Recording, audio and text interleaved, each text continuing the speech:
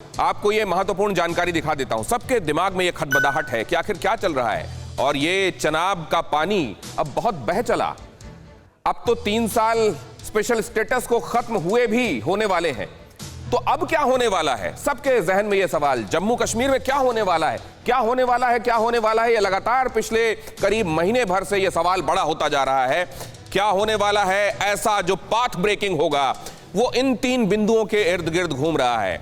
अगर आप इसको देखेंगे, आर देसाई कमेटी की रिपोर्ट क्या मिलने वाली है? डिलिमिटेशन के संदर्भ में आर देसाई कमेटी की रिपोर्ट अवेटेड है, क्या वो मिलने वाली, उस पर चर्चा होगी।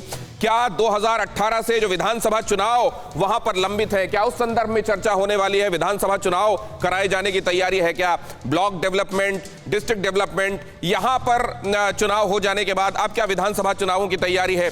24 जून को सर्वदलीय बैठक जो बुलाई जा रही है, क्या इसका एजेंडा फाइनल हो चुका है? और ये असल में विधानसभा चुनावों, डिलिमिटेशन, कुछ लोग ये भी कह रहे हैं कि हो सकता है कि वहां पर एक हिस्से को पूरा स्टेट बनाया जाए, एक को यूनियन टेरिटरी। हालांकि ये कयासों के गर्भ में ही है, अभी इसको लेकर कुछ भी स्टैब्लिश्ड नहीं है।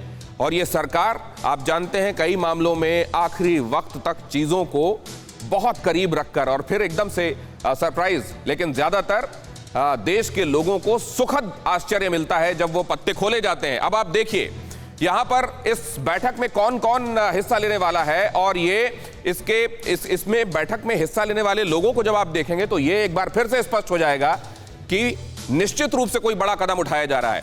प्रधानमंत्री नरेंद्र मोदी इसमें होंगे, गृह मंत्री अमित शाह, जो कि पहले भी लगातार बैठकें कर रहे हैं, शुक्रवार को यानी कल भी उन्होंने लगातार बैठक की है। जितेंद्र सिंह केंद्रीय मंत्री, आईबी चीफ इसमें शामिल होंगे, रॉ चीफ इसमें हिस्सा लेंगे।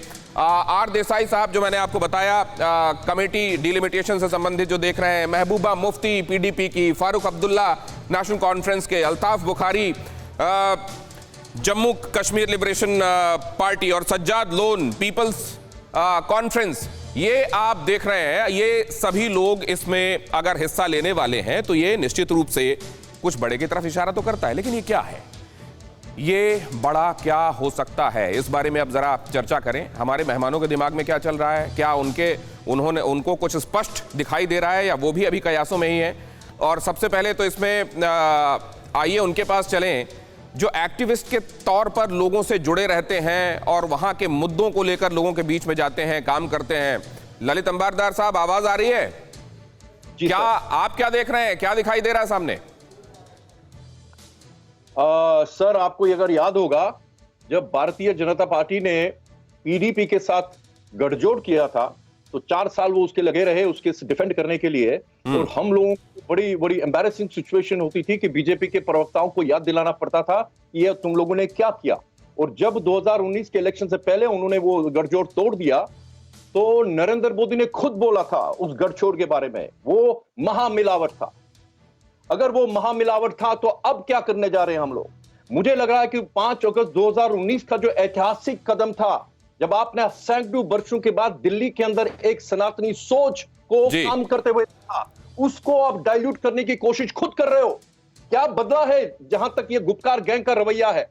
कुछ महीने पहले फारूक अब्दुल्ला कहता कि चीन से मदद ले रहा है कि 370 हटाने के लिए। आपकी महबूबा मुफ्ती तो कभी पाकिस्तान और ये जो दहशतगर्द है इनके खिलाफ तो एक शब्द नहीं बोलती। उनका प्रवक्ता तो बार बार बोलता है आप तालिबान के साथ बात करने लगो, हमारे जहाजियों के साथ बात करो। तो इस परिस्थिति में अगर ये सब कुछ कर रहे हैं, ये प्रीमैच्योर है। डेमोक्रेसी होगी, डेमोक्रेसी आनी चाहिए, लेकिन क्या ये स्टेज आ गया है जम्मू कश्मीर में सो कॉल्ड पॉलिटिकल प्रोसेस लाने का? आज तो मैं लद्दाख के लोगों से ईर्ष्या कर रहा हूं, वो आजाद हो गए कश्मीर की इस्लामिस्ट पॉलिटी से, लेकिन जम्मू कश्मीर के जो राष्ट्रभक्त हिंदुस्तानी है, कश्मीरी हिंदू, जो इस कश्मीर जहाज के सबसे बड़े शिकार है, वो अभी भी भारत की सरकार के द्वारा, केंद्र सरकार के द्वारा अभी भी उनको कश्मीर आधारित, कश्मीर सेंट्रिक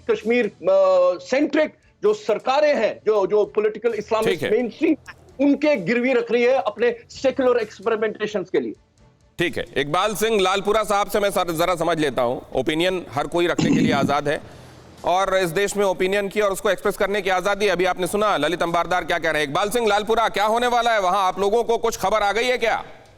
दिनेश जी, ऐसा है पूरे देश का विकास, जिसमें जम्मू कश्मीर भी शामिल है, और उसका विकास, उसमें अमन शांति, ये हमेशा ही भारतीय जनता पार्टी की सरकार के मुद्दा स्पेशल पे रहा है। 370 को हटाना भी और सेक्शन आर्टिकल 35A को हटाना भी उसी दिशा में एक कदम था। हमने ब्लॉक डेवलपमेंट इलेक्शन कराए, हमने डिस्ट्रिक्ट डेवलपमेंट काउंसिल के इलेक्शन कराए।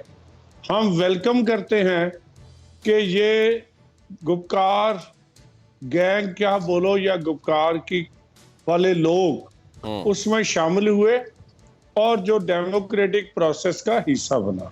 सो भारत सरकार की तरफ का जो मेन एजेंडा हमारा है वो है जम्मू कश्मीर में शांति, जम्मू कश्मीर का विकास और भारत की एकता और अखंडता। तो जो भी आएगा हम उसका स्वागत करते हैं, उसमें कोई झगड़े वाली बात नहीं है। ये बहुत इंपॉर्टेंट बात है। इकबाल सिंह लालपुरा कह रहे हैं कि अगर गुपकार ने भी अपना रुख बदला है तो स्वागत के योग्य है, और गुपकार के लोग अगर साथ आते हैं और जम्मू कश्मीर की बेहतरी और भलाई के लिए किए जा रहे हिंदुस्तान के जो काम है उसको आगे बढ़ाने का काम करते हैं तो बहुत स्वागत है। फिक्र आपकी, सोमवार से शुक्रवार रात 9 बजे सिर्फ TV9 भारतवर्ष पर।